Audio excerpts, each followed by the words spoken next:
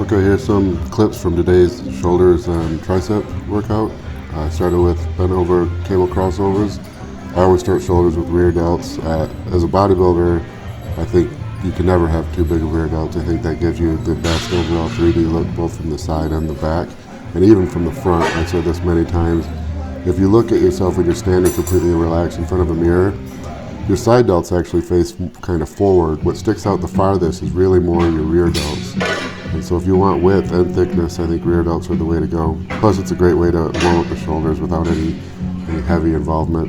And then from there I went on to my main pressing movement. The goal today was to get 315. I hadn't done free weight incline in a while, but I had been doing Smith incline and was doing 365 for 8. And so 365 for 8 to there on this Smith, especially at the gym I train at, which I always feel is just about as heavy as a regular free weight. I was really expecting to get 315 for 8 here as my first set with the new movement, but I had stalled out at 4, and they were terrible reps too. Just didn't feel right. So I have been kind of beat up and feeling tired for the last week, so I just decided to make this more of a deload day.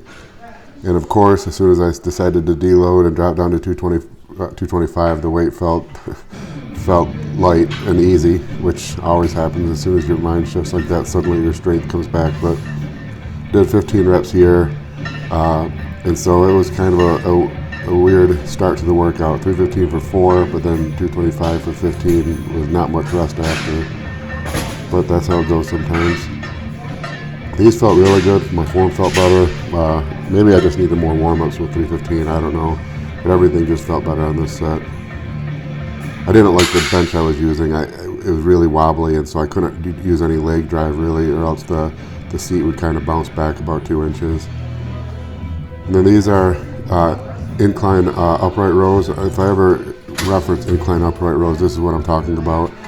It's just an upright row, but there's something about laying back on the bench, even though you're still, the cable's working against gravity the same, because the weight stack's either going up or down, and so you're essentially pulling you're pulling in line with the cable. So anyways, it's basically a regular upright row like a free weight, but for whatever reason it feels more in my rear delts, which is, again, going back to rear delts, something I think is good. So if I ever do upright rows, it's usually that form. And then on to my new favorite side delt exercise. I don't know what I'll even call these, but lots of people use the ankle attachment. I know Jordan Peters does a lot. But it's almost like a hybrid lateral raise upright row. Keep my arm kind of bent, and I'm just focusing on, you can't quite pull your arm straight up and out to the side. It's got to go at least a little bit of an angle, but I'm really trying to pull basically in like that slightly bent formation. I'm trying to pull my arm just straight up and get a peak contraction on the side delt. And I never really did that form until recently, but I'm going to be doing it from now on because nothing's ever fried my side delts the way this movement has. So I'll be doing this pretty often going forward.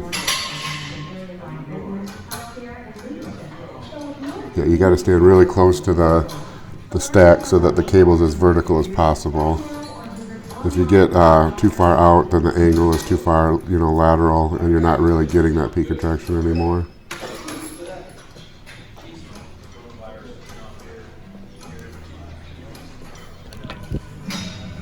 And now on to triceps. Just first movement's always usually something to just lube up the elbows and get everything loose, and so I just did rope press downs. And my left elbow, the ulnar nerve's been kind of inflamed lately, and it was really kind of hurting. It was hurting on shoulder press too. So I ended up doing 4 sets fairly light here, 4 sets of about 15 reps to get a lot of blood into the elbow and the tricep before I did anything heavier. And I ended up not really going very heavy on anything for triceps because of that ulnar nerve. And also, like I said, I kind of made this a deload day. Now on the close grip bench, if you see me doing these, I don't go that narrow for one, and I never go to my chest, and I'll explain the reasoning. To work the tricep, you need to extend the forearm. If you go below a certain point, which for me is a couple inches above the chest, all that happens is the flexion of my elbow doesn't increase anymore. The angle at my elbow doesn't increase anymore. All that happens is my upper arm moves down, and it turns, the bottom portion is essentially just a chest and shoulder movement. And if I had a visual, I could show you, but I'm not that adept at YouTube. But going to that point, and I try to keep my elbows out, and I'm trying to keep my elbows high the whole time, if that makes sense. So almost, you can imagine doing an extension without your elbows moving, and that's what I'm trying to do. And so the only elbow movement I get is what's the minimal required, which is going to, you know, place the most emphasis on the tricep.